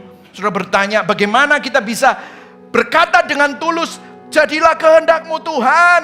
Kok berat ya di dalam semua pergumulan hidupku? Jawabannya bukan percaya saja. Jawabannya bukan kuatkan tekadmu, bukan. Apa yang harus kamu lakukan? Pandang kepada Yesus. Dengan memandang kepada Yesus yang lebih dulu berkata, jadilah kehendak-Mu, bukan kehendak-Ku. Demi keselamatan siapa? Demi keselamatan saudara dan saya. Yesus mengatakan, jadilah kehendak-Mu bagi kita. Yesus adalah satu-satunya manusia sempurna yang mengatakan, jadilah kehendak-Mu. Dan itu membuat dia masuk ke dalam penderitaan yang tak terbayangkan di salib. Dia melakukan itu untuk kita, agar saudara dan saya diampuni, agar saudara dan saya yang adalah musuh-musuh Allah menjadi anak-anak Allah, diadopsi, sehingga saudara yang gak layak untuk memanggil Allah Bapa sekarang, saudara bisa panggil Bapa di surga. Dan Yesus bersedia berkata, jadilah kehendak-Mu. Ketika dia harus kehilangan hadirat Bapaknya di salib. Jadi kalau Yesus bersedia berkata, jadilah kehendak-Mu, di saat berarti dia kehilangan hadirat Bapa di salib. Pandang kepada Yesus. Karena saat saudara memandang kepada Yesus, di tengah cawan kecil pergumulan hidupmu, kita dimampukan untuk berkata, Tuhan, aku mungkin tidak mengerti apa yang sedang aku lalui. Tapi aku tahu Engkau mengasihi aku. Karena Engkau sudah menanggung cawan terbesar itu demi aku. Maka aku bisa mempercayakan cawan kecilku kepadamu. Amin, saudara. Saudara, ada satu musim di hidup saya di mana saya nggak bisa berdoa jadilah kehendak-Mu. Pada waktu itu saya ingin Tuhan ikut agenda saya. Saya ingin Tuhan menjawab doa saya dengan cara saya. Dalam waktu saya. Dengan jalan yang saya bayangkan. Tapi itu tidak terjadi. Dan saya harus mengalami konsekuensi-konsekuensi yang cukup menyakitkan. Dan kita sekeluarga harus mengalaminya. Dan jujur saya kecewa. Saya dongkol sama Tuhan. Saya bilang sama Tuhan, aku kurang apa Tuhan? Sombong hatinya. Saya merasa Tuhan tidak mengerti saya. Tapi di titik baliknya terjadi saat saya masih ingat, saya pernah baca sesuatu, saya dengar juga sampai 2 kali, 3 kali tentang doa Yesus di Taman Getsemani. Waktu Yesus berkata, Bapa, jika mungkin biarlah cawan ini berlalu, tapi jadilah kehendak-Mu. Waktu saya mulai merenungkan ini, saya sadar Yesus menyerahkan kehendak-Nya supaya kehendak Bapa terjadi. Untuk apa? Untuk menyelamatkan aku. Untuk menebus aku.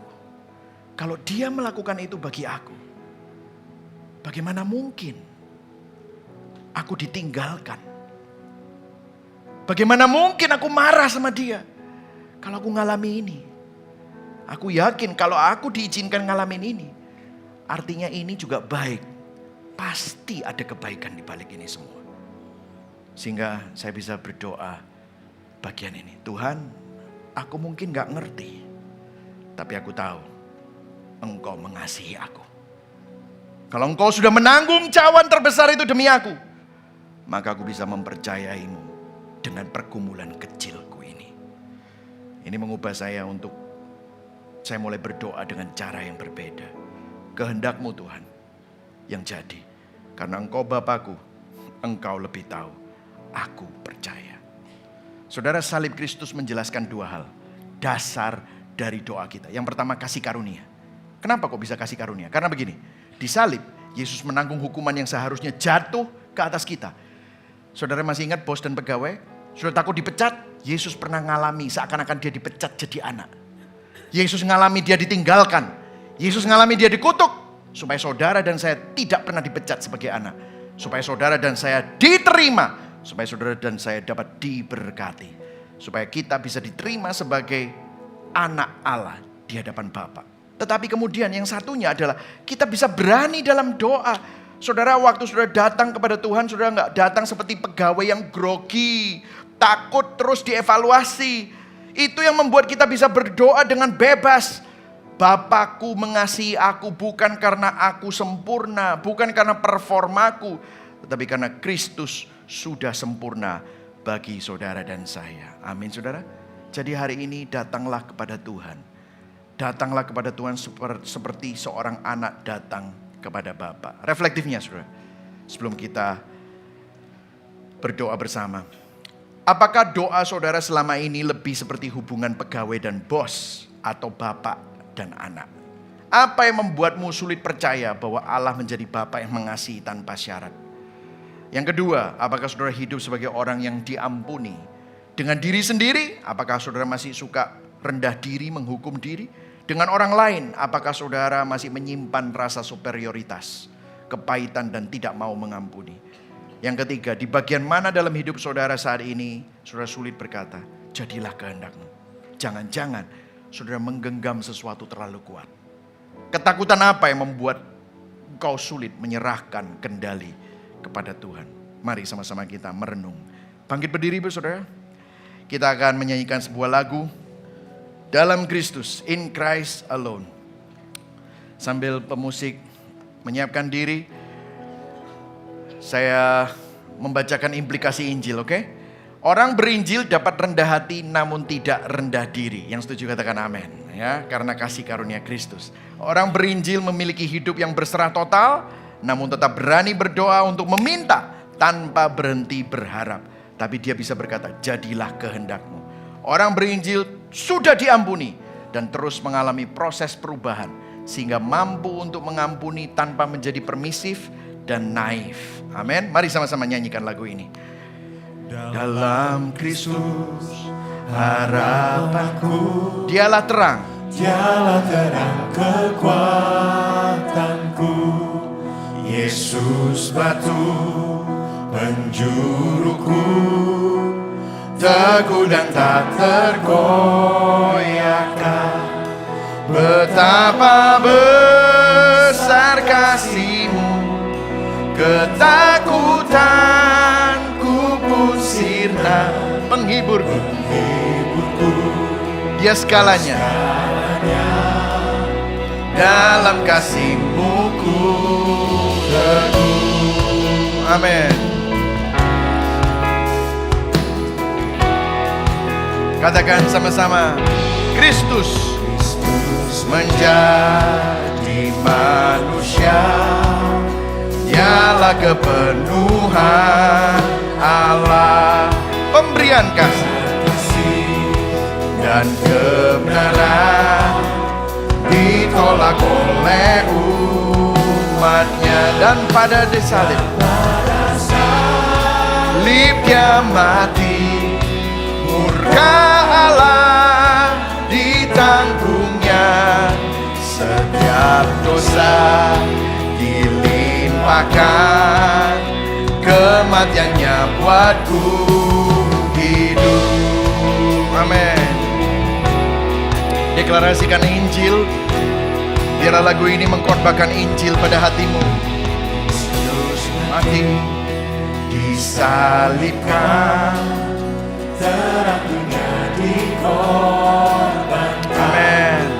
Namun di hari yang mulia, amin, bangkitlah dia dari maut. Kemenangan, kemenangan lah miliknya. Dosaku telah dikalahkan.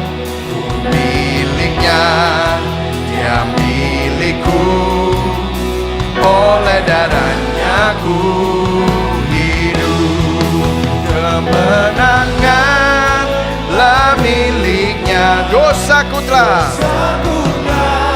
dikalahkan. Amin. Masukkan ini di hati saudara. Oleh darahnya. Deklarasikan, Kristuslah batu karang kita. Kristuslah batu karangku. Di atas Dia ku teguh. Di atas Dia ku teguh. Sekali lagi deklarasikan dengan segenap hati kita. Kristuslah, Kristuslah batu karangku. Di atas Dia ku teguh. Di atas Dia, di atas Dia ku teguh. Oh, ku tak takut atas maut. Katakan sama-sama. Ku tak takut atas maut. Kuasa Kristus di dalam. Dari lahir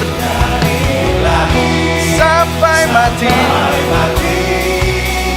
Yesus memegang hidupku. Tiada kuasa yang dapat memisahkanku dari Kristus. Sampai di akhir hayatku, dalam kuasa-Nya ku hidup. Sampai di akhir hayatku, dalam kuasa-Nya ku hidup. Mari sama-sama kita berdoa. Bapa, kami datang di hadapan-Mu sebagai anak-anak yang Kau kasihi. Namun hari ini kami sadar kami pendosa yang begitu sering salah mengerti Engkau. Hari ini Tuhan, Kau menunjukkan kepada kami bahwa kehidupan doa kami seringkali didorong oleh ketakutan, keinginan untuk mengontrol hidup kami. Hati yang belum sungguh-sungguh percaya bahwa Engkau adalah Bapa kami.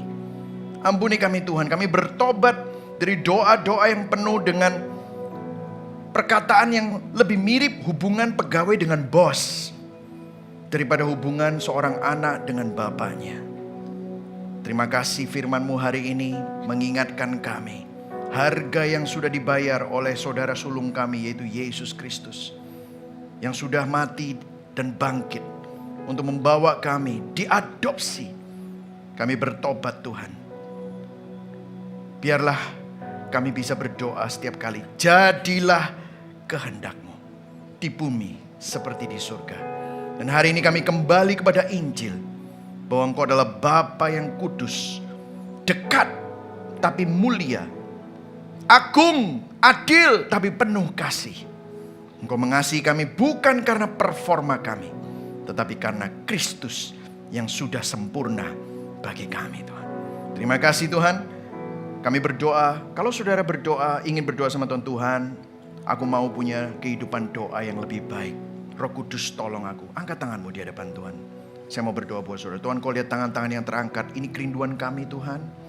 Kau lihat kami mungkin banyak yang lemah, gak terbatas. Tapi biarlah kami mulai dari itu. Dan mulai membangun kehidupan doa yang baik. Sehingga kami semakin bergantung sama Engkau. Dan tidak menaruh iman sama diri kami sendiri. Tapi hanya sama Engkau. Sekarang Tuhan, kami ingin berdoa seperti yang Kau ajarkan kepada murid-murid-Mu, doa Bapa kami. Mari sama-sama kita berdoa Bapa kami lagi. Bapa kami yang di surga, dikuduskanlah nama-Mu, datanglah kerajaan-Mu, jadilah kehendak-Mu di bumi seperti di surga. Berikanlah kami pada hari ini makanan kami yang secukupnya, dan ampunilah kami akan kesalahan kami, seperti kami juga mengampuni orang yang bersalah kepada kami. Dan janganlah membawa kami ke dalam pencobaan, tetapi lepaskanlah kami daripada yang jahat. Karena Engkaulah yang mempunyai kerajaan dan kuasa dan kemuliaan sampai selama-lamanya. Amin. Mari sama-sama kita arahkan hati dan tangan kita pada Tuhan yang menyelamatkan, memelihara dan menopang kita. Jemaat yang dikasihi Kristus, Tuhan memberkati engkau dan melindungi engkau. Tuhan menyinari engkau dengan wajahnya dan memberikan engkau kasih karunia. Tuhan menghadapkan wajahnya kepadamu dan memberikan engkau damai sejahtera. Kiranya Allah Bapa, Putra dan Roh Kudus menguatkan saudara, memberkati saudara, menyertai saudara dari sekarang sampai dia datang kedua kali, bahkan sampai selama-lamanya. Yang percaya dan menerima sama-sama katakan amin. Berikan tepuk tangan buat Tuhan Yesus. Happy Sunday, Tuhan Yesus memberkati saudara.